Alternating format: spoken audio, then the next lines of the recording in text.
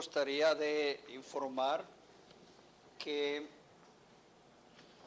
nós temos uma pasta aqui do lado deste prédio. Tem um prédio onde está a lanchonete e do lado aí tem um xerox do Francisco e tem uma pasta que se chama oficina. E aí nós temos uma folhinha de exercícios. É para que vocês, antes de ir embora, ele já acho que já fez a reprodução de alguns, estaria mais ou menos pronto. Não sei o preço, porque mas espero que ele não cobre muito caro. São 2 folhinhas. E além disso, tem um resumo deste curso, é um resumo que se intitula Fundamentos Lógicos da Pesquisa. E é um texto que eu já venho trabalhando, vai virar livro, porque a partir desse a gente já tem quase terminado um livro, que esperamos tenha tanto sucesso como o livro de Antônio Joaquim Severino, meu colega, porque eu vou tocar outras coisas que ele não toca. Ele até faz os prefácios de meus livros e me incentiva muito. Para que vocês tenham esse resumo, que vai ser publicado em forma de capítulo, em um convênio com a Universidade de Córdoba de Argentina, convênio que nós temos. Esse livro vai ser de graça, porque é financiado pela CAPES, e quando saia, aí teríamos um capítulo aí sobre esse mesmo resumo que está aí. Então, vocês têm em primeira mão uma próxima publicação. Tá bom. Aí eu resumo aqui. Também vamos tentar, de hoje para amanhã, todas essas transparências, transformá-las em uma página mais econômica, e vocês terão acesso também a essas transparências. Com relação ao exercício que eu falei hoje de manhã, que ganhar um certificado de 20 horas e só estar aqui 15 ou 14 horas, tem que ter jus a esse tempo. Então, vocês vão pegar esse exercício, vão levar hoje, depois das 5 horas, e vão tentar desenvolver em forma manual esses tópicos.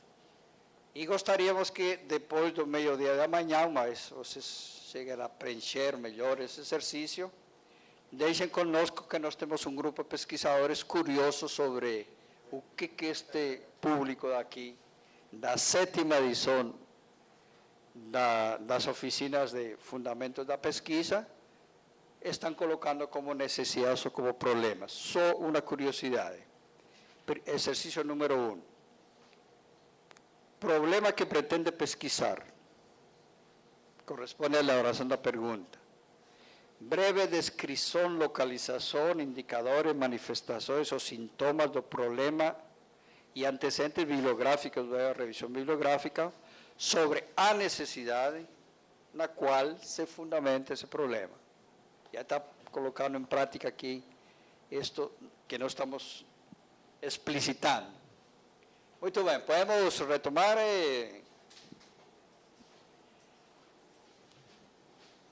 Um problema se situa no mundo da necessidade. E, sine qua non, não existe problema. Né? Ninguém necessita, ninguém precisa, não é problema. Então, não se perturbe. Não tem nem pergunta sequer. Não tem opções de pergunta.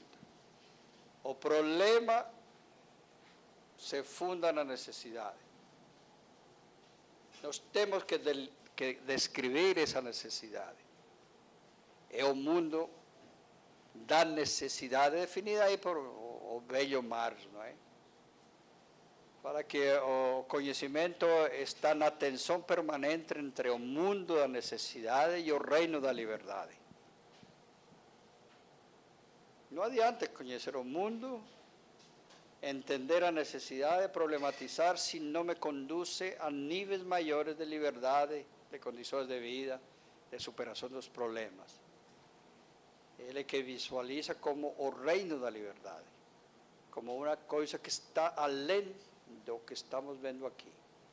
É o exercício histórico dos seres humanos de superar os conflitos, de melhorar as condições de vida, de procurar níveis de liberdade maior, níveis de igualdade, de justiça, etc., etc.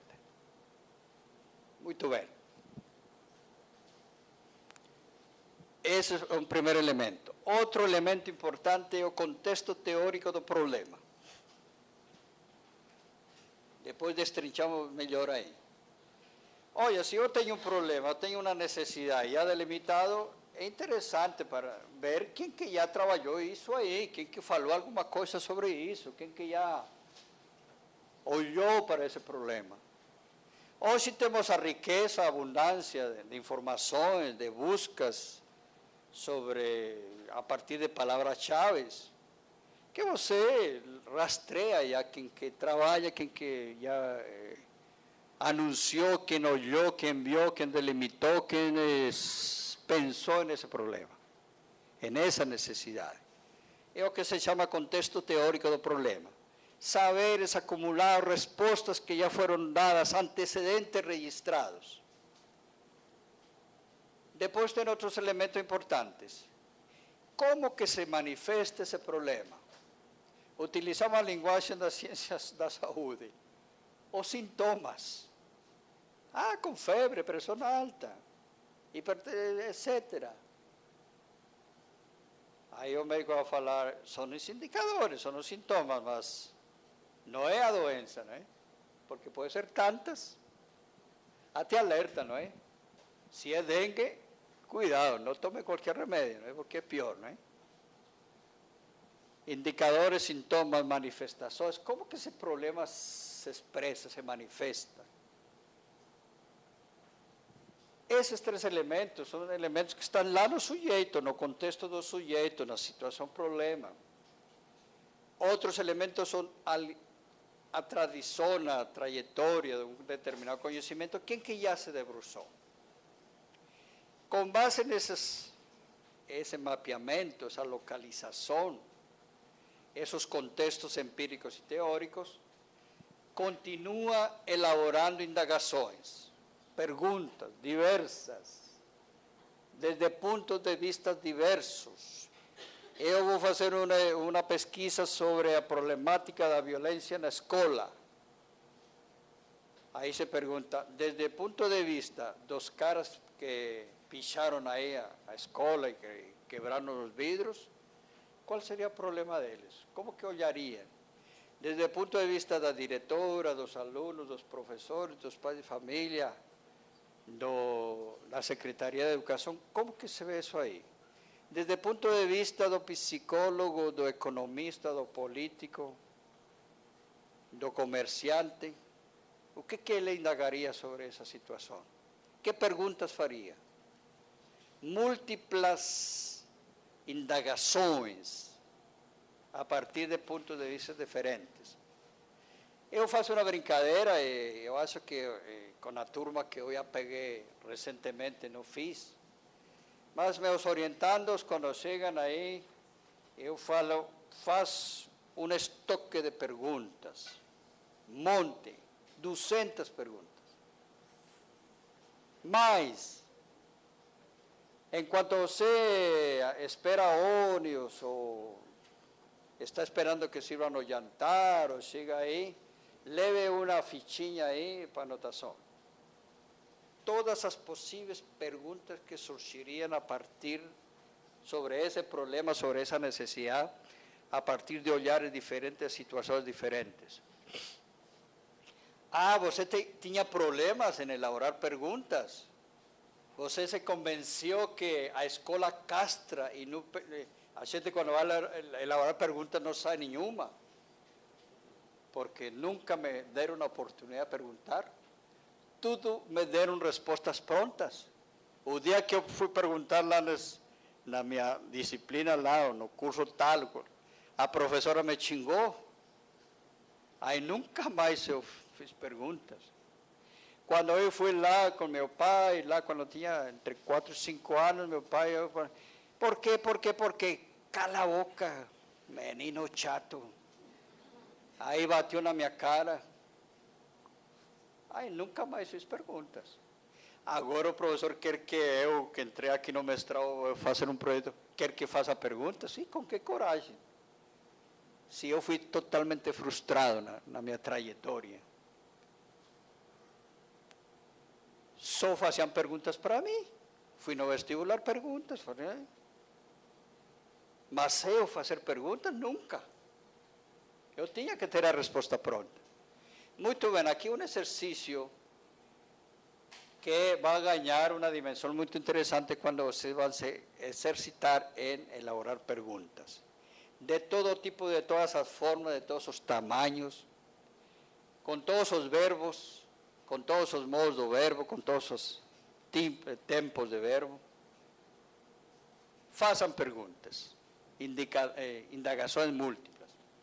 Uma vez que tenha essas 100, 200 perguntas sobre essa situação, você tente qualificá-las, escolher as melhores, as que têm melhor redação, a que está mais completa, que está mais clara, e consiga montar um quadro de questões mais sintéticas, mais focalizadas. E uma vez que tenha esse quadrinho de questões, no final fala como que eu posso sintetizar isso em uma única pergunta. Por quê? Porque uma boa pesquisa só tem uma pergunta. Se tem 2 ou 3, aí alguém vai falar da banca ou alguém... Mas você está aqui completamente doido, como que você vai... Não, você tem aqui 4 projetos. Você tem... Não, não dá. É uma. Isso é chegar à pergunta. Quando você chega nesse patamar de chegar à pergunta, clarear a pergunta, aí você tem um projeto de pesquisa. Às vezes passa 1 ano, 2 anos, faz curso aqui, faz curso lá, discute com os colegas, discute nos seminários e não chega a pergunta síntese. Porque ainda tem 10, 15, ainda tem 2, 3, confusas. É um exercício de produzir a pergunta. O problema, então, se funda no mundo da necessidade, em um lugar específico, tem indicadores, cria uma série de dúvidas, suspeitas, indagações múltiplas, transforma-se em questões, chega a uma pergunta síntese. De outro jeito falando, carregados com a capacidade de duvidar, de indagar sobre os objetos e os fenômenos, cargados de suspeitas e dúvidas, exercitamos a capacidade de elaborar frases interrogativas, múltiplas, diversas, e chegamos a montar um quadro de questões e no final vamos tentar o exercício um tanto difícil, mas sempre ajudado de um bom orientador ou de um bom grupo de colegas para chegar à pergunta. De outro jeito, nós temos uma situação problema, múltiplas indagações, olhares, quadro de questões e chegar a uma pergunta síntese. Querem outro jeito de ver? Como se construem as perguntas tem uma origem, o mundo da necessidade. A essência de um projeto está na capacidade de fazer uma pergunta, mas a sua vez a pergunta se desdobra em questões, em indagações e nos leva a um problema e esse problema se situa num mundo específico da necessidade. Querem outro jeito de reforçar essas ideias? Não. Estava repetitivo, mas é proposital. Todo problema é problema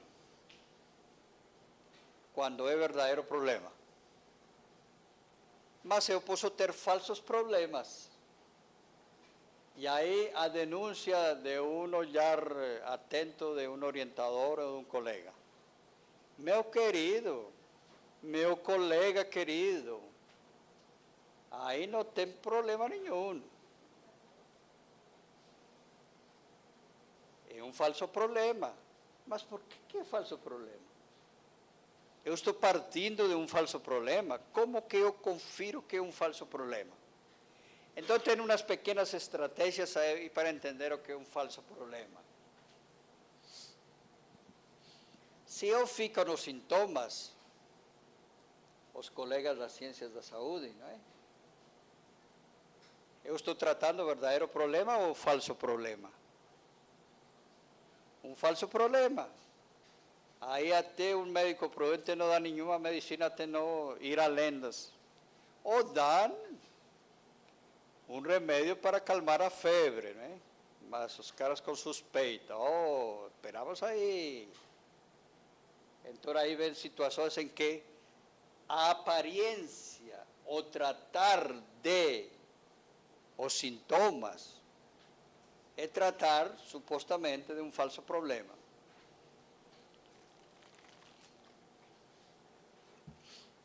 Onde que está o verdadeiro problema? Atrás, escondido, muito bem camuflado, atrás dos sintomas.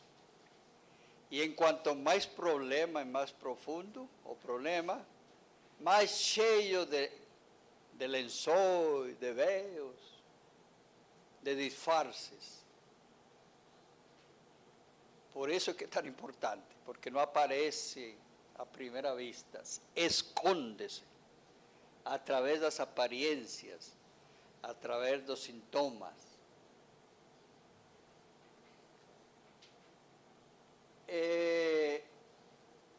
Tem duas dimensões para ver esse falso problema ou esse verdadeiro problema.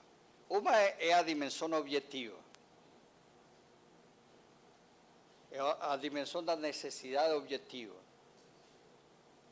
E outra é a dimensão subjetiva. Eu coloco como exemplo uma experiência de alguns anos atrás, que um grupo de trabalhadores sociais organizaram, na época do inverno em São Paulo, um recolhimento, uma proteção aos moradores de rua. E política da prefeitura, e proclamou nos meios de comunicação como uma ação da prefeitura politicamente correta, passar com umas combis, com transportes, recolher as pessoas e levar para abrigos. E quem não queria, de lado estava um grupo de policiais, que pegaram as pessoas, colocaram aí para vendê-las, né? Vamos proteger porque os indicadores de morte por frio são tantos e isso é muito ruim para a prefeitura. Levar para abrigo. Só que alguém esperto denunciou a prefeitura e entrou com um processo. Porque falou, esse problema é de prefeitura, não é problema nosso. É muito mais problema largar nosso espaço vital embaixo da ponte. É muito mais problema, porque outro dia que chegamos, está ocupada. Então, processaram e aí a prefeitura teve que tomar algumas estratégias. Você quer ir? Pergunte. Você quer melhorar sua condição? Olha o perigo aí. Não quer ir? Qual é o problema aí? Que objetivamente todo mundo sabe que é um problema, né? Os indicadores reais, o espetáculo das pessoas morando embaixo das pontes, as mortes causadas pelo frio, mas subjetivamente não é o problema. Então tem essa dimensão objetiva e subjetiva. É a consciência sobre essa necessidade. É uma consciência histórica, é uma consciência produzida socialmente. Se não se tem, aí continuamos, em certa forma, sem problema. O problema depende, então, do ponto de vista, da maneira de ver a realidade. Eu cito também com muita frequência um trabalho de meu colega Dermal Saviani, quando escreve, faz uns anos atrás, um famoso capítulo que é o mais citado dele, né? No livro Escola de Democracia, que está em 41ª edição, talvez já, que fala sobre o problema da educação, o problema da marginalidade. E fala o problema da marginalidade ou da exclusão da escola, ou porque um aluno não vence na escola, ou é excluído da escola, ou é um fracassado na escola, não depende de elementos objetivos. Depende como olhemos para a educação. A pergunta é, qual é o aluno que tem menos sucesso na escola, que é problema na escola? Qual é? Aí ele alerta. Depende como você entenda a educação. É problema ou não problema? Quem é professor daqui? Quem trabalha com professores? Muito bem. Qual é o aluno problema? Lá na sua escola? Qual é o aluno problema? O aluno problema, professor, é quando ele não entende a dinâmica, teoria e prática. Quando não entende a dinâmica, teoria e prática. Especificamente, lembra de alguém? Pode caracterizar esse aluno? Pode. O perfil, sim. Alfabetização. Leitura escrita. Anos iniciais. E aí vai delimitando, até chegar no Pedrinho. Ele é aluno problema. Agora, mas por que é problema para a professora? Porque ela leva já uma metodologia da dinâmica de teoria e prática e vai colocar lá. E o cara resiste a isso. E aí começa aí. Outro não, o aluno bom. Outro aluno problema. Quem que lembra de algum aluno problema? Você foi aluno problema? Por quê? Exatamente por isso. A professora levava tudo prontinho assim, eu começava a perguntar, ela me punha para fora da sala. Interrompia. É. Tem a resposta pronta. Ela achava que eu perguntava porque eu queria atrapalhar. Atrapalhar, é. Um dia ela levou o mapa do Brasil e falou que era dividido em capitais. Está atrapalhando a aula. Muito bem. E certamente na oposição, o aluno modelo é aquele que não faz perguntas, que não atrapalha. Porque ele tem a consciência ou a concepção de educação que educar na sala de aula é passar conteúdo, aluno passivo, ele copia, ele mas nunca pergunta. Essa é a concepção. É uma concepção de transmitir conhecimentos. E o outro repite. Na hora da prova, a melhor prova é aquele que melhor repite o que ele falou.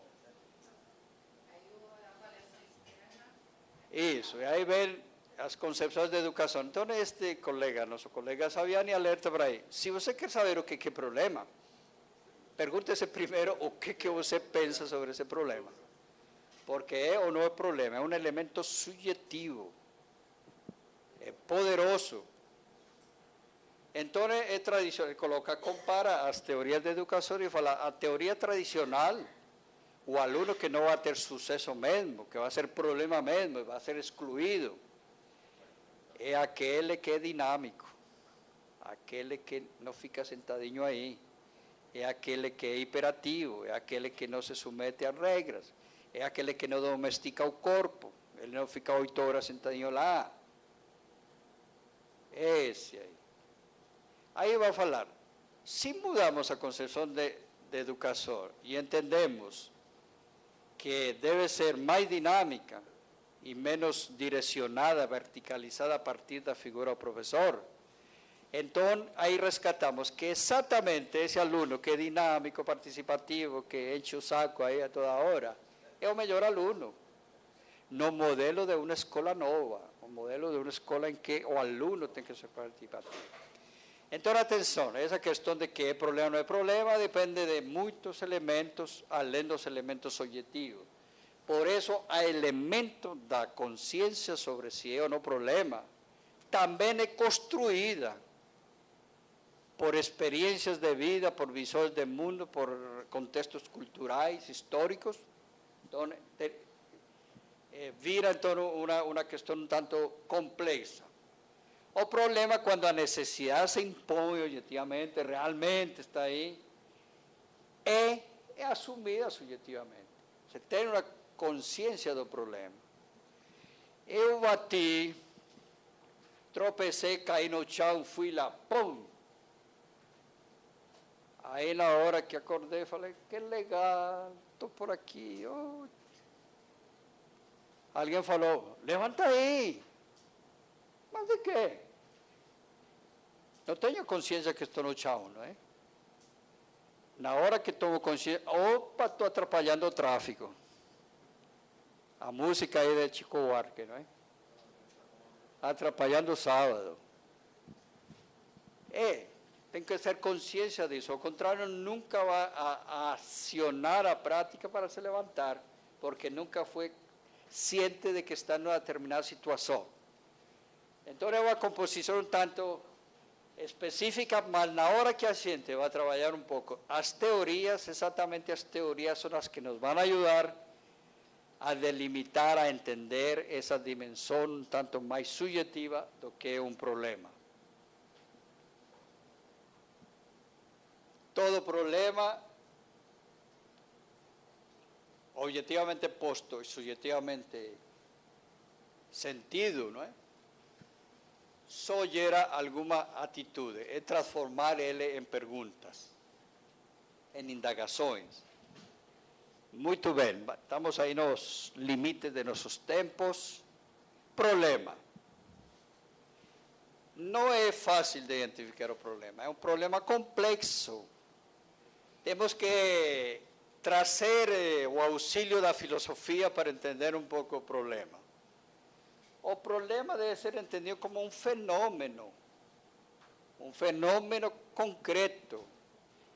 E aí os caras que inventaram o nome do fenômeno, lá desde a antiguidade, até passando por Kant, Hegel e outros filósofos, vão falar, fenômeno tem duas dimensões. A dimensão que aparece, e chama-se fenômeno, manifesta, mas tem uma dimensão que esconde. Deram um nome esquisito de noumeno, ou de essência, aparência, essência. Esse jogo do que aparece, o que se oculta, o que se manifesta, é o que compõe o verdadeiro problema. Porque o verdadeiro problema não está nas aparências, não está no que aparece. Tecnicamente denominado o concreto falso, o pseudo-concreto.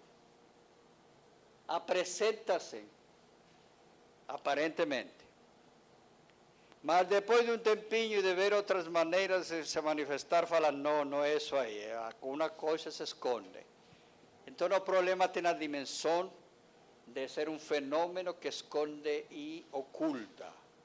O que primeiro aparece engana, não acredite, tem que ir aprofundando. A dimensão do que oculta, a essência, isso que está lá escondido que se chama o concreto, outro pseudo-concreto. Então essa relação é importante ter na hora de definir o que é um falso problema e um verdadeiro problema. O falso problema é olhar ingenuamente sobre as aparências, ou pseudo-concreticidade. É só ficar nos sintomas. Uma visão superficial da realidade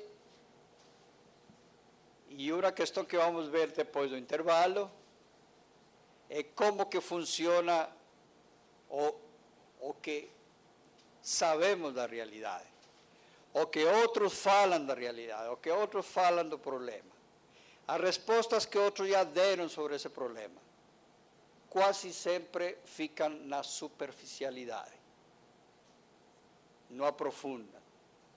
O falso problema se identifica com o não saber. O falso problema gera perguntas simples a ser respondidas com os saberes. Amanhã vamos brincar um pouquinho com isso, depois de que você faça o exercício. Quando cheguem lá e eu pergunto, eu não vou inibir as pessoas participarem, mas vão ganhar uma boa orientação na hora. Quando falamos no exercício, qual é a necessidade na qual se afirma o projeto, na qual tem as raízes o problema que vai pesquisar. Qual é o problema? Quais são as principais questões e qual é a pergunta? Aí vamos ver a qualidade do projeto.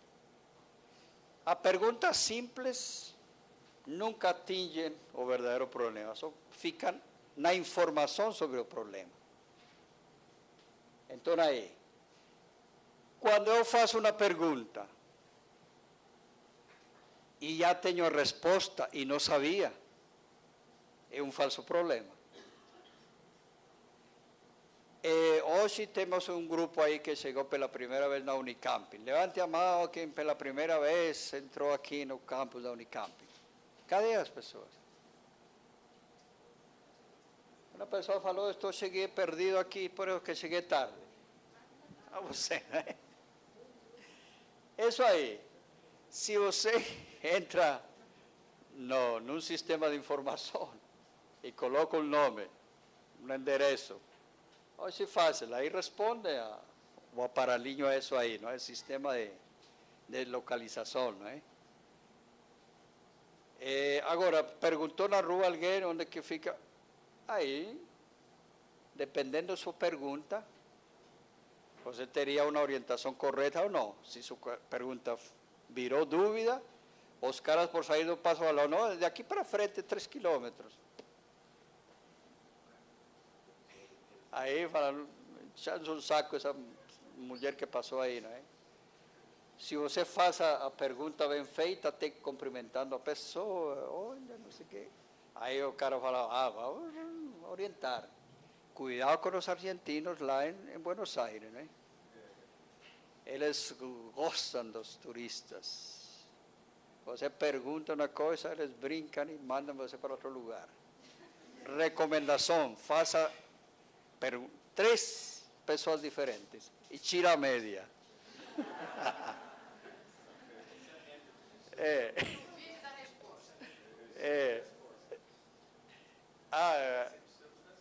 É isso aí. Aí depende. Se você tem isso. Ou com um problemão. Aí o problema não é falso, é um problema maior. Por quê? Porque os saberes, as respostas que as pessoas dão, que encontram nos livros, têm a vantagem e a desvantagem de falsear sua pergunta e falsear seu problema. Como que um problema é falso?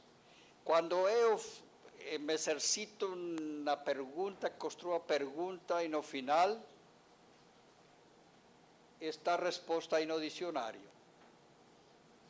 Aí falseou o meu problema, porque o problema é não ter sabido que já existe uma resposta no dicionário. Então, por isso, o não saber é um problema. Mas é um falso problema, porque você foi no dicionário e aí tem a resposta. No dicionário técnico, na enciclopédia, está a resposta. Então, sua pergunta falseou-se, é falsa porque já tinha a resposta para essa pergunta.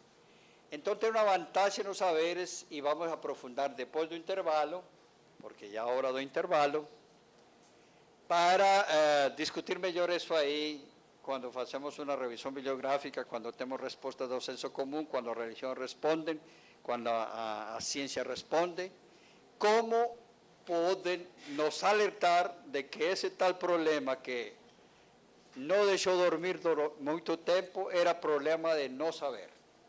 Porque na hora que sabe, acabou. Falseou o problema. Eu que gostaria de anunciar, então, que vamos fazer um intervalo. Na volta vamos tentar terminar antes das 5 horas, porque depois temos aí para um grupo do Paideia, os grupos de convidados, temos uma outra atividade que é o colóquio de filosofia e história, que depois vamos anunciar. E aí terminaríamos um pouco antes das 5. Aproveite para passar lá no Cheiroz e pegar esse material que nos... algumas pessoas sugeriram também algumas publicações que a gente tem na mão. Amanhã a gente poderia fazer uma sessão, não é? O que temos aqui como publicações na 12ª, 11ª edição? É um texto que já tem mais de 20 anos de ser colocado no mercado, Metodologia da Pesquisa Educacional. Eu escrevo um capítulo aí, mas o resto é muito interessante. Já sobreviveu aos 20 anos, já pode ser considerado um clássico da pesquisa educacional. Outro que pode ser clássico também já, 7ª edição, Pesquisa Educacional, Quantidade e Qualidade. A gente intitula ele O Livrinho, mas é muito interessante. Com o colega José Camilo dos Santos Filho, aí fazemos uma apanhado das discussões sobre os diversos tipos de métodos e o conflito entre métodos quantitativos e qualitativos. E recentemente, já na sua 2ª edição, aqui a reimpressão, uma síntese de algumas outras questões publicadas, Pesquisa em Educação, Método e Epistemologia. O gostoso do livro é que a capa é bem elaborada, em alto releve, mas não é pela capa, é pelo que está por dentro. Tá bom. Amanhã, então, a gente, ou no final aí, a gente faz quem queira levar a lembrança aqui do curso, pode levar isso aí. A gente cobra uma taxa especial pelo autógrafo. Tá bom. Tudo bem. Com relação, sim. Aí tem uma pasta que se chama 2010, que pode copiar completa. A questão do exercício. Então, vamos ver de onde que surge o problema, onde se localiza, depois que questões são elaboradas, que indagações, até chegar a uma pergunta síntese. Então, nós teríamos aí uma sequência, como podem acompanhar, que é a maneira como se monta a pergunta, até chegar a essa pergunta final. Qual é a pergunta? É um esqueminha que apenas ajuda a organizar as informações, e no começo nós falamos de que, na medida em que vamos falando aqui, expondo conteúdo, vocês, por favor, sempre se localizam no projeto que você está desenvolvendo ou que pretende desenvolver. E aí vai fazendo uma questão prática, vai enriquecendo melhor, questionando melhor. Agora, quem já fez um projeto, já é um pós-doutor aqui, pode fazer uma autocrítica. Qual foi a necessidade que meu projeto, que virou tese de doutorado, agora que me toco? A banca me questionou isso aí.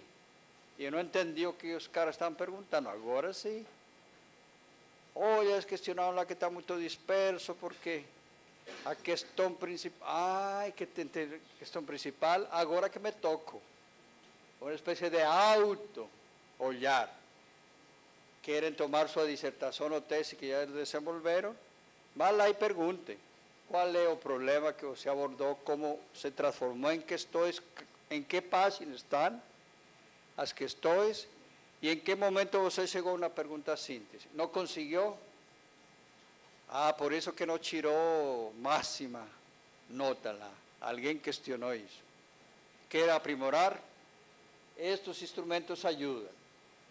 Podem ver aí então no roteiro que nós temos aí, que depois da elaboração das indagações sobre a necessidade e o problema, ponto 2, selecionou algumas questões que melhor traduzem ou delimitam o problema a ser pesquisado. Qual é a pergunta síntese que resume ou resuma ou articula as questões anteriores? E faz um recorte de olhar. A partir de que área de conhecimento você está olhando seu problema, com base na qual pretende analisar dados, informações, interpretar o problema. Com base na minha tradição, eu me formei em psicologia, me formei em ciências da saúde, me formei em medicina, é a partir daí que eu estou querendo olhar o problema. Mas lá, nas múltiplas indagações, eu me atrevia a pensar, e o que o professor de escola ou o político especialista em outras áreas está olhando para esse problema? Porque me permite fazer um diálogo interdisciplinar a partir de esse olhar o problema de pontos de vista diferentes. E aí a questão que eu vou colocar sobre as disciplinas, o limite das disciplinas, talvez seja superado quando eu consigo dialogar com outros cientistas. Categorias, conceitos ou teorias que poderão ser utilizadas para descrever, analisar ou interpretar o problema, as palavras-chave, o título. O título tem que ter essas categorias, essas palavras-chave, esses sentidos. Eu consegui já fazer isso, eu consigo sistematizar, então seria uma questão a ser colocada. Nós temos aqui uma lista de nomes e também temos aí os certificados com uma característica, já estão assinados. Então aí é questão de vocês depois retirarem seu certificado, preencherem direitinho seu nome, em letra de forma para que o pessoal que mostra lá em casa, tive lá, mas que coisas aí. Não fizeram bem aí. Já vem impresso, só colocaram o nome. E aqui vamos checando, então, quem retira, não, para não perder o controle ou não que desvalorizar nossos seminários. Tudo bem. Vamos lá, então, a continuar. Muito bem, problematizar. Diferenciar o problema complexo do falso problema.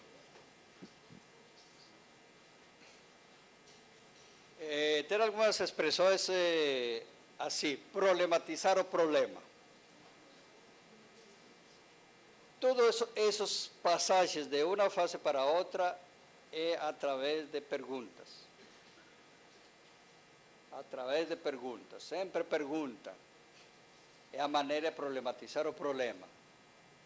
Diferenciar o problema complexo do falso problema. Problematizar o problema superando as aparências e captando as necessidades que se impõem objetiva e subjetivamente. Gerar perguntas complexas, não perguntas simples. A pergunta simples respondia com sim e não, ou com um dado. Acabou a pesquisa. Será que os professores que têm uma formação pedagógica conseguem melhor desempenho em sala de aula? Sim. E aí? É demasiado simples a pergunta, não é? Porque tem uma resposta simples. Estou colocando um exemplo para agora à noite, fazendo exercício, quando chegam a essa pergunta, ponderem se a pergunta é demasiado simples que com uma sim ou não, acabou. E aí, implica que? Sim, por que sim? Implica outras questões que explicitem melhor. Isso seria um pouco a perguntas complexas. Problematizar o problema implica, então, um olhar crítico sobre a realidade, onde a dúvida, a suspeita, a curiosidade, a indagação, a questão e a pergunta se tornam pontos de partida para novos conhecimentos sobre a realidade. As perguntas simples exigem respostas simples. Os saberes, todo que nós encontramos na revisão bibliográfica, nas teorias, nas informações, nos domínios dos saberes dos professores, os saberes científicos acumulados nas bibliotecas, todos são saberes. E esses saberes têm uma função fundamental na pesquisa, é falsear-nos a pesquisa. Falsear a pesquisa implica quando eu parto de uma necessidade, transformo isso em um problema, esse problema em que estou indagando, se chega uma pergunta, e na hora de ter a pergunta bem elaborada, clara, distinta, concreta, vou lá na biblioteca e rastreei por uma palavra-chave e encontrei uma pesquisa e a pesquisa respondeu. Esse é um saber científico, elaborado, sistematizado, que respondeu a minha pergunta. Qual é a atitude que posso ter? Aceitar a pergunta, me convenceu mesmo. O que é? Essa é a resposta. O que é? Falseou meu projeto. Acabou. Vá para outro projeto. Consiga problematizar melhor. Isso é bem comum. Que a gente quebra a cabeça e depois, eu brinco com os alunos, até um dicionário responde. Responde bem um dicionário. Faltou consultar um dicionário.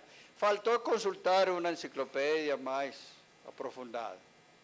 Por isso que é importante nas revisões bibliográficas ir ao elementar, os dicionários. Os dicionários técnicos, as enciclopédias, as buscas bibliográficas em revistas especializadas, a bibliografia sistematizada em publicações, em teses. E lá você vai ver que esses caras, esses cientistas que trabalharam sobre esse problema e chegaram a determinadas perguntas, as coincidências ou não, as aproximações ou não, e vai a nos assegurar o seguinte: já está respondido. Então, tudo bem, então você já tem um saber elaborado, uma resposta pronta, que não sabia, e seu problema era não saber. Agora que sabe, aceite tranquilamente isso aí, porque convenceu mesmo, uma pesquisa bem feita. Ah, não, eu tenho minhas dúvidas. Foi feita em outro lugar, foi feita lá nos Estados Unidos, foi feita na Europa, foi feita no século passado, e duvido que seja a resposta mais apropriada para este problema concreto aqui, neste país, nestas condições, com este. Então aí começa a suspeitar, a questionar, a problematizar a resposta e o saber que você encontrou. O que fazer com isso? Não desconsidere, porque na hora de encontrar respostas você tem um diálogo eficiente, uma comparação, uma discussão de seus resultados com uma literatura que se aproxima a esse problema e vai ajudar a entender melhor. Então não desprecie. Aceite, tranquilo não. Aceite com suas dúvidas, não abaixe a cabeça. Questione. Depois de questionar, olha, finalmente eu acho que essa. Então, já temos um conhecimento acumulado e que se traduz em saberes, e eu recebo como saber que são válidos para minhas indagações. Tá bom.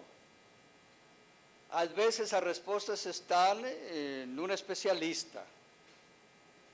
Olha, descobri um especialista nisso aí, eu consegui uma agenda com ele, eu consegui escrever para ele, fui lá, o cara deve ter respostas.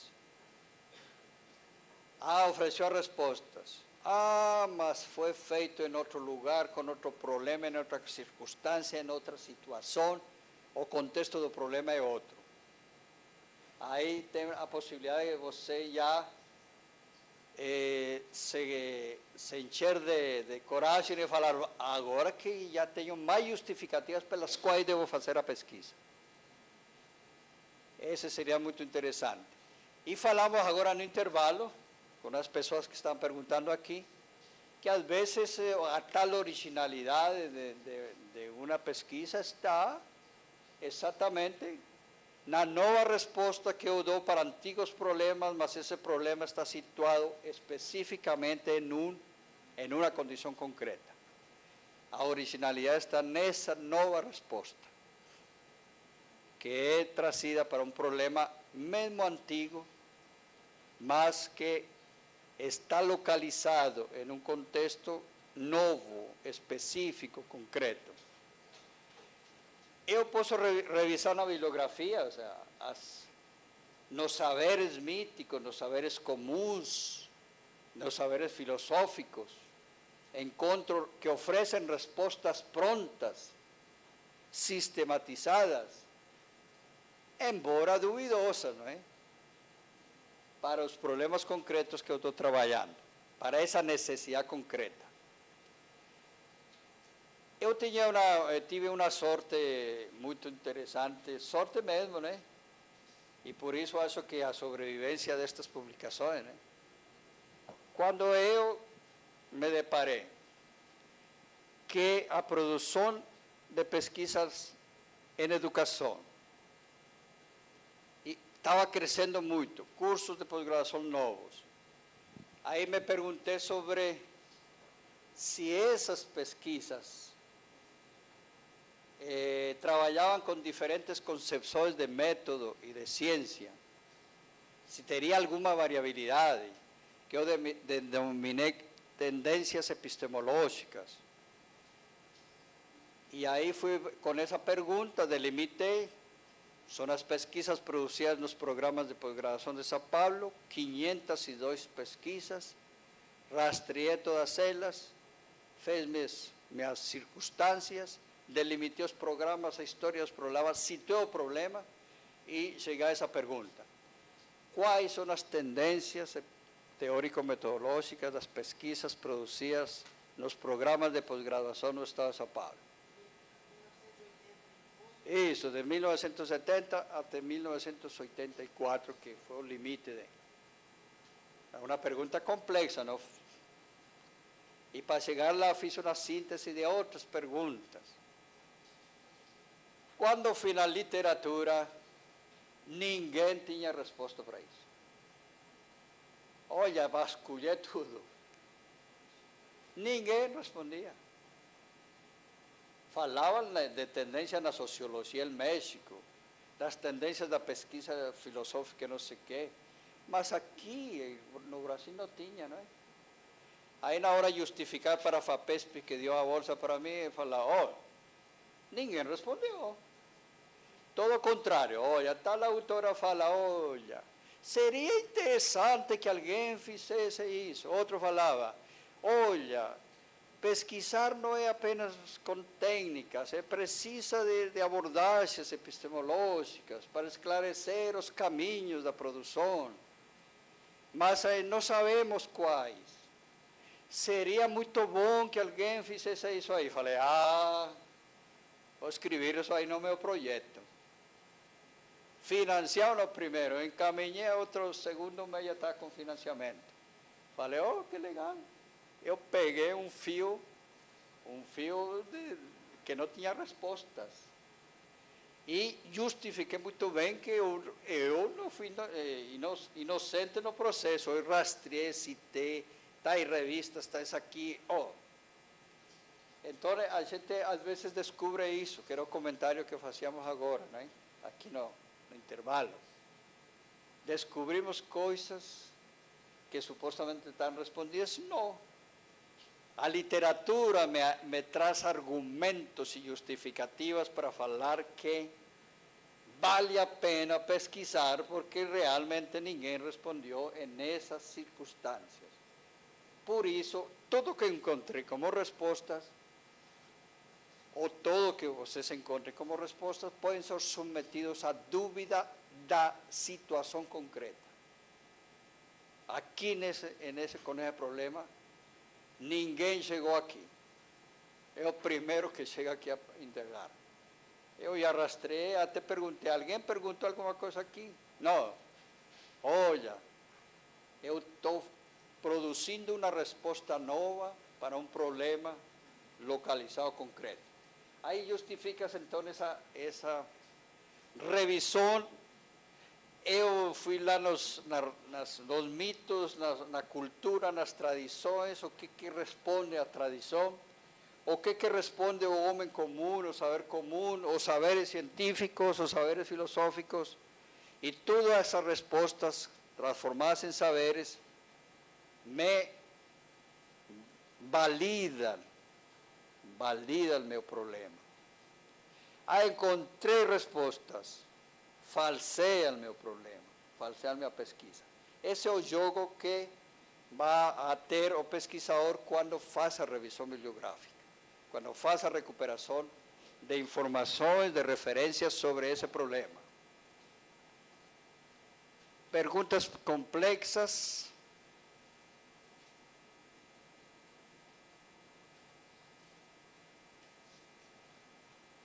Já vimos, em certa forma, as perguntas complexas, que exigem respostas complexas, permitem identificar o verdadeiro problema, que é o que estamos falando aí, e, sobretudo, nos permite ver que o verdadeiro problema não se identifica com o não saber. O que é o não saber? Eu tenho problema e o livro respondia e não sabia. Eu agora sei, falseou. Então, um verdadeiro problema não é a questão de saber ou não saber. Ele se apresenta como crise, como dificuldade, como dúvida, como obstáculo. E para essa pergunta não tem resposta.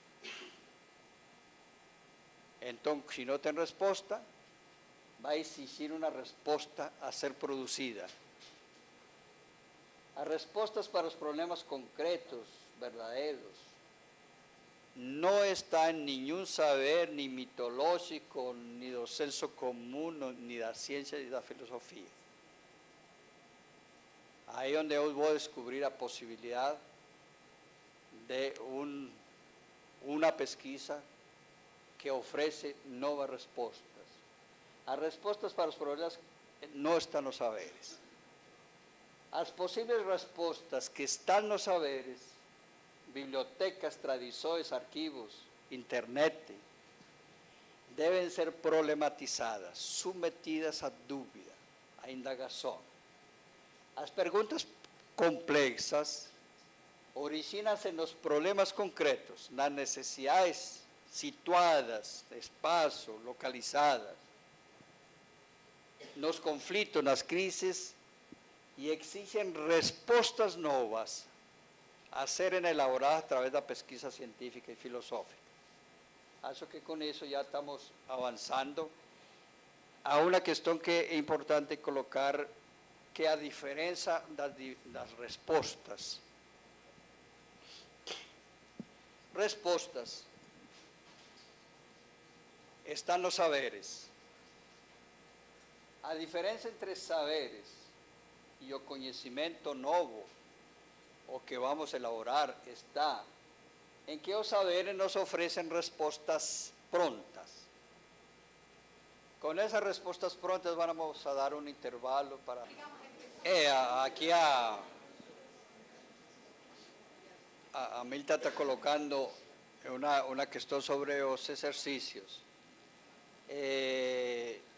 Todo o processo pedagógico, que é o que estamos tentando aqui, é um processo de faz de conta, um processo empobrecedor. Não é? Esses exercícios que estamos colocando aí são exercícios para tentar sistematizar. E alguém que já vem trabalhando em um determinado projeto, quando vai se perguntar qual é a necessidade na qual se fundamenta isso, ele fala, eu não pensei nisso. Ah, não, para mim está claro. Olha aí a crise da violência social que vivenciam, que estão nas escolas. Essa crise, violência, é tal coisa, é injustiça, é desigualdade, é fome. Opa, é a partir daí. Está claro para ver? Então vai colocando, onde se situa essa situação de fome? Olha, em tal comunidade, em tal lugar onde eu trabalho, onde eu leciono. Eu quero entender isso aí. Era que a minha sensação, que estava compartilhando com outros colegas, é o seguinte: o exercício é fantástico, é uma oportunidade ímpar da gente, mediante um roteiro, ser provocado a ir mais fundo naquelas questões que nós estamos vivenciando. A minha preocupação é só o seguinte: ele pode receber de nós a produção possível até amanhã e atender à necessidade que ele está pondo para nós, que é nos motivar a fazer isso, mas, ao mesmo tempo, o tempo me parece muito exíguo para a primeira pergunta que ele faz, para o valor que ela tem para a construção que estamos fazendo, e empaca a gente na primeira. Quer dizer, não sei se estou sendo clara, desculpe usar essa expressão tão pouco acadêmica, mas é isso. A gente vai parar naquela primeira, e isso, claro, vai ajudar a responder a segunda, a terceira, mas a noite acabou e às 9 horas chega. Não é? Então, a sensação... Aí você diz, mas é porque está muito superficial? Não, é porque esta instigação faz com que a gente olhe para aquilo que nos parecia tão claro e tão óbvio, como algo muito fenomênico. Precisa ir mais fundo. E aí, colocar o fenomênico, que eu já estou descobrindo que é fenomênico, já não é meu tempo. Eu quero a segunda escrita, a segunda leitura. Sabe aquele momento em que você já consegue ir mais um pouquinho? Mas ainda, entre sentir e escrever, outro momento, outro tempo. A madrugada vai ser pouca. A sensação que eu estou tendo é tentar colocar para a Silvia como é que a gente pode aproveitar isso no limite do possível amanhã, para a gente continuar a oficina aproveitando, mas temos a possibilidade de ter um tempo de retorno desse trabalho que não seja restrito só ao dia de amanhã. Não sei se me fiz entender. Não cliquei demais, né? Mas eu não tenho a pergunta síntese. Tudo bem. É um esclarecimento. Como é esse modelo de oficina de prática? Então, na hora que a gente vai discutindo aí esses elementos, certamente que vocês vão relacionando com seus projetos, e vão vendo a possibilidade de fazer um esquema muito simples, até pela folha dá um espaço muito pouco, que poderia ser complementado no verso. Mas é uma tentativa de ir relacionando sempre com algum projeto específico, não ficar apenas como informação de conteúdos. Outro esclarecimento é que hoje, depois das 5 horas que estamos a fechar aqui, a gente completa esse tempo programado como atividades, exatamente nesse passar a madrugada tentando...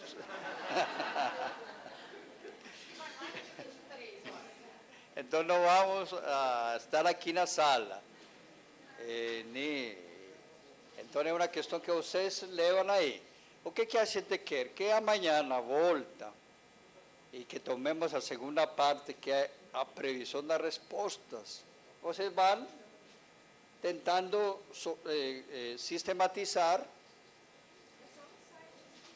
Vocês vão tentando sistematizar, e a gente quer que amanhã à tarde, que já teríamos elementos para prever a resposta, tem um grupo aí de colegas pesquisadores do mesmo grupo Paideia que está acompanhando a 7ª edição das oficinas para fazer levantamentos sobre interesses, sobre problemáticas, sobre a própria assimilação destas situações, e que ajuda a dar um retorno para a própria processo.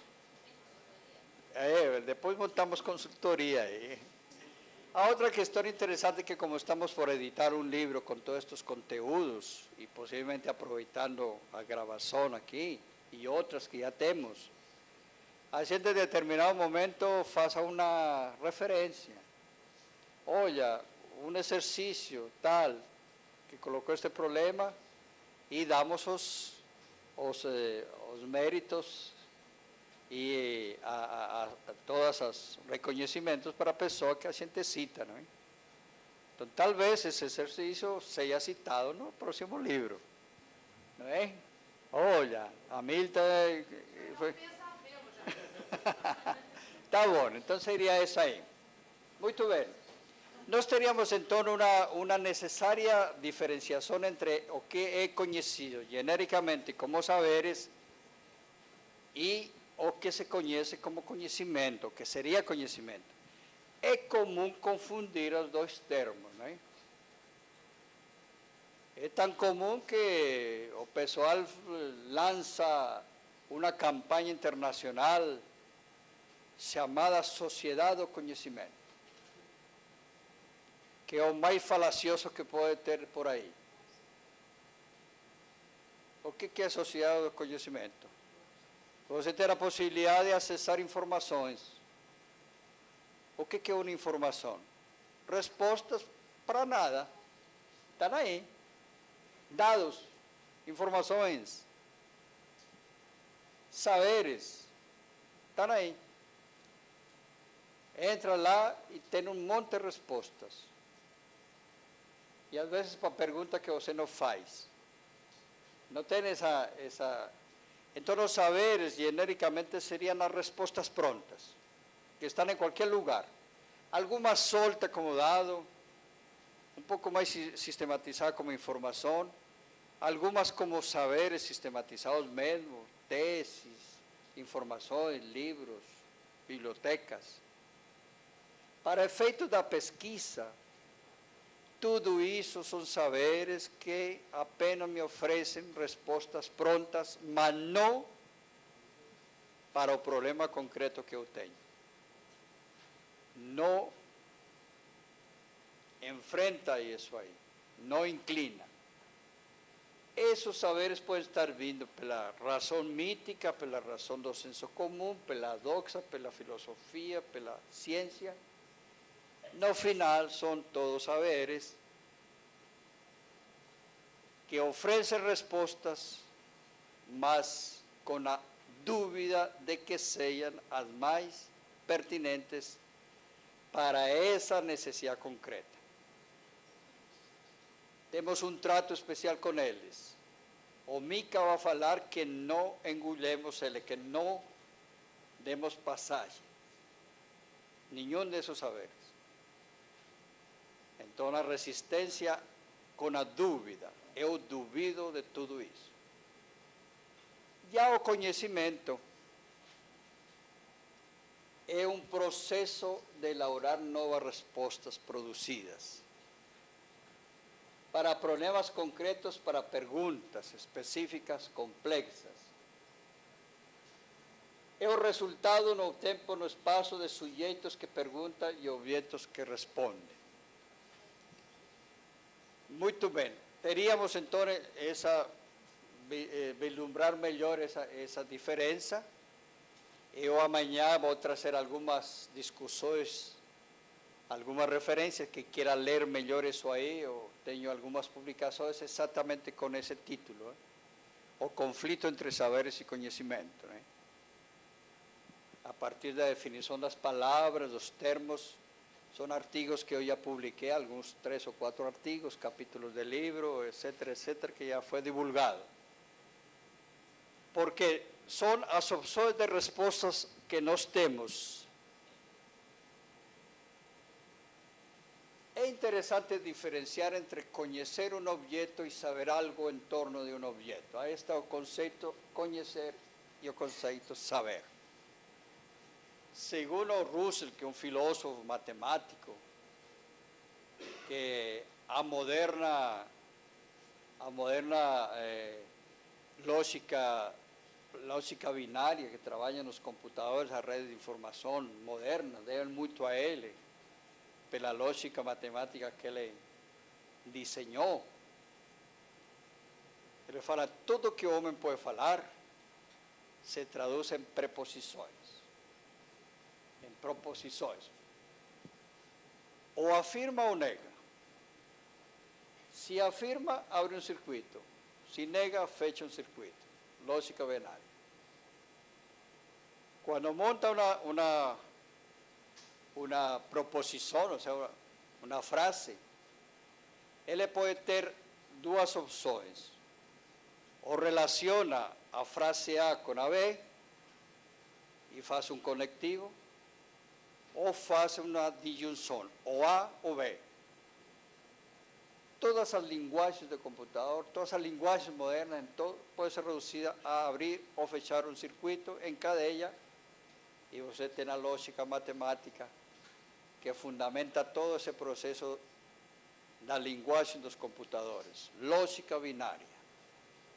Eu estou fazendo propaganda dele porque é muito importante como filósofo e como lógico. Ele vai falar, é bom, é necessário distinguir entre a experiência direta com um determinado fenômeno ou escutar que alguém falou desse fenômeno. Se eu tenho a possibilidade da experiência direta, eu posso ter respostas mais confiáveis. Se eu tenho a possibilidade de escutar alguma coisa sobre isso, aí não tenho como provar. Então, nós teríamos a necessidade de aproximar as coisas e aos imediatamente presentes, as que nós alcançamos somente. Quer dizer, o conhecimento seria nessa possibilidade. Outra é ter saber alguma coisa sobre, e que esse saber vem através de saberes, de informações. Por isso, pesquisar implicaria entrar direto no mesmo cenário com o problema, na forma mais próxima, porque aí tenho a possibilidade de refazer minha pergunta, rever a resposta, de ir e vir. O conhecimento, segundo um dicionário aí, a Bagnano, se refere a procedimentos para verificação de um objeto, verificação que torna possível a descrição, o cálculo, a previsão, a manipulação, o controle, o diálogo, entendendo por objeto, genericamente, uma entidade, um fato, uma coisa, uma realidade, uma propriedade, uma experiência, todo como objeto, né?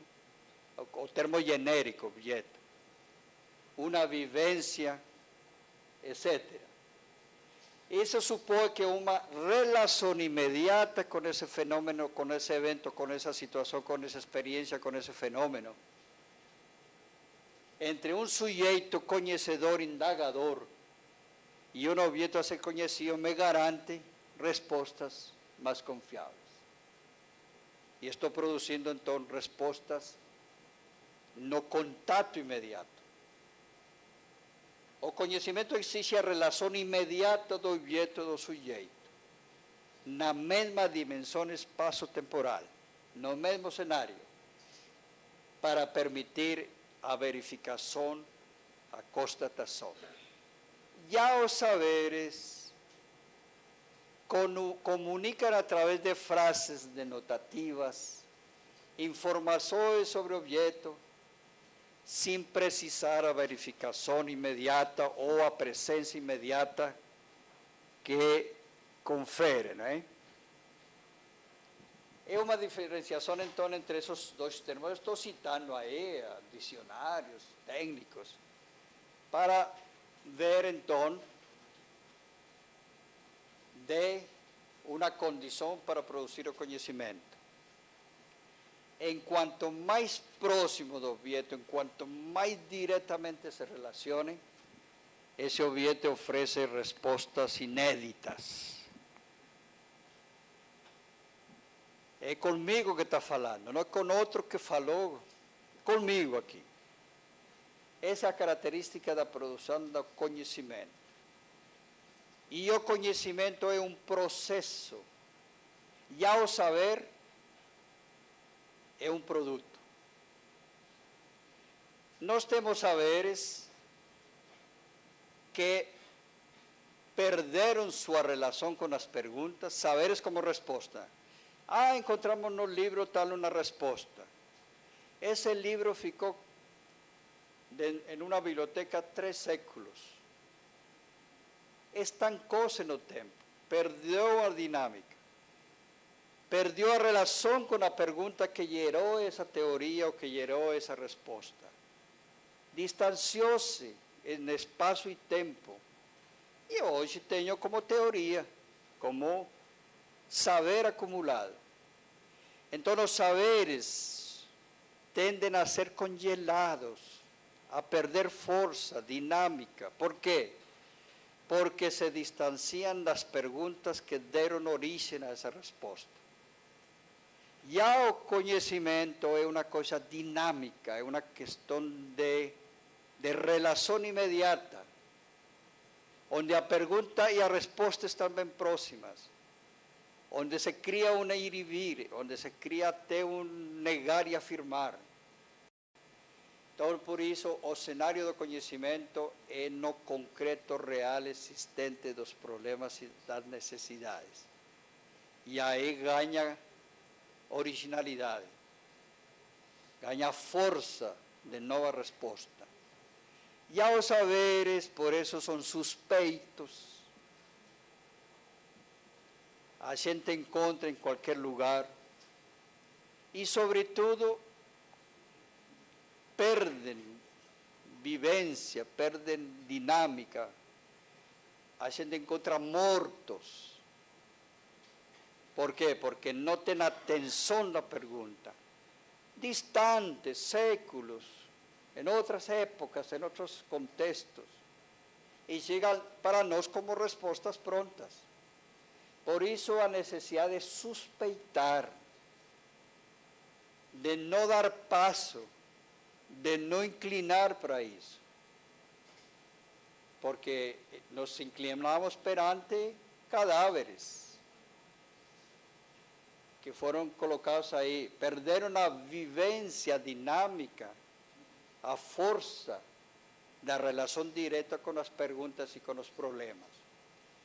Esse é o papel que temos aí, então, nós, na tentativa de produzir novas respostas.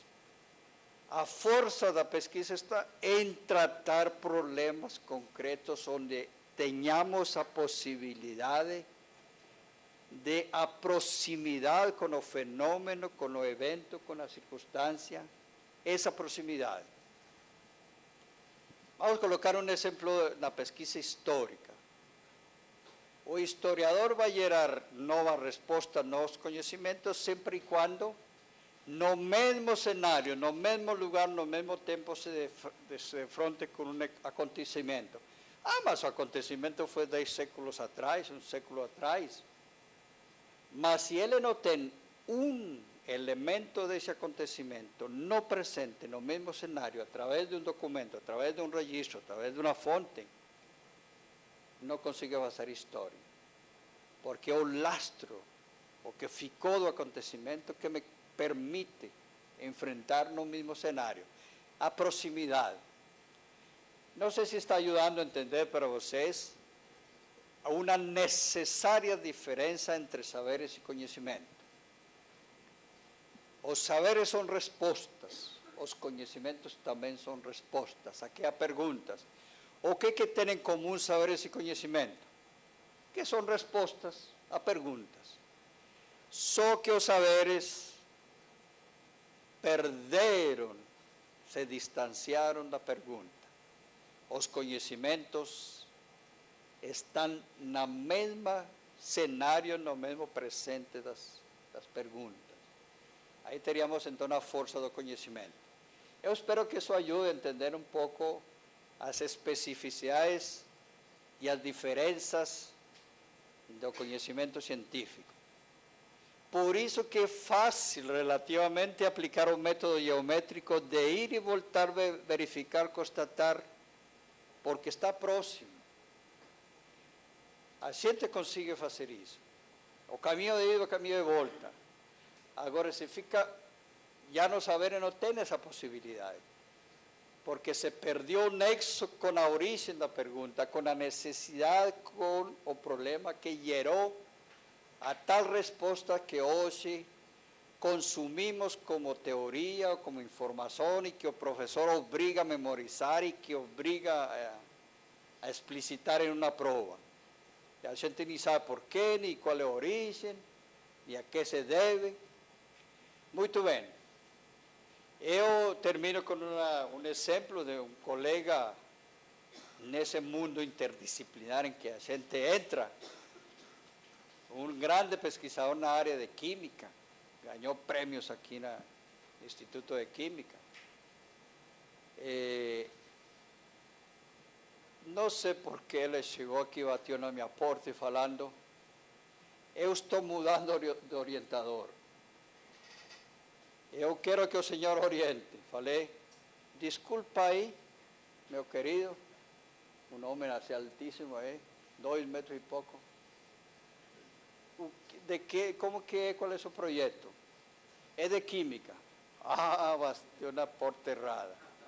Eu não sou químico, não. Não, mas não é pela química. É porque eu quero alguém que me oriente exatamente nesta parte aqui.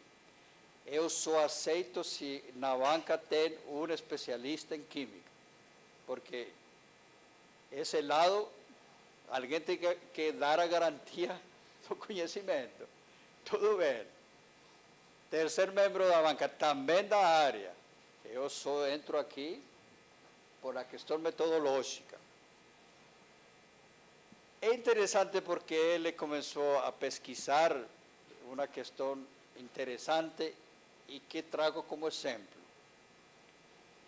Fez uma pesquisa com professores na Universidade de Campinas e com professores aqui no Instituto Técnico, professores de Química, e foi lá, aplicou um questionário muito simples, perguntando assim,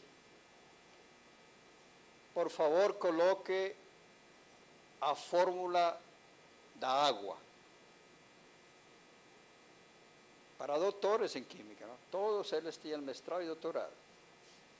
Colocaram a forma da água. Coloque aí.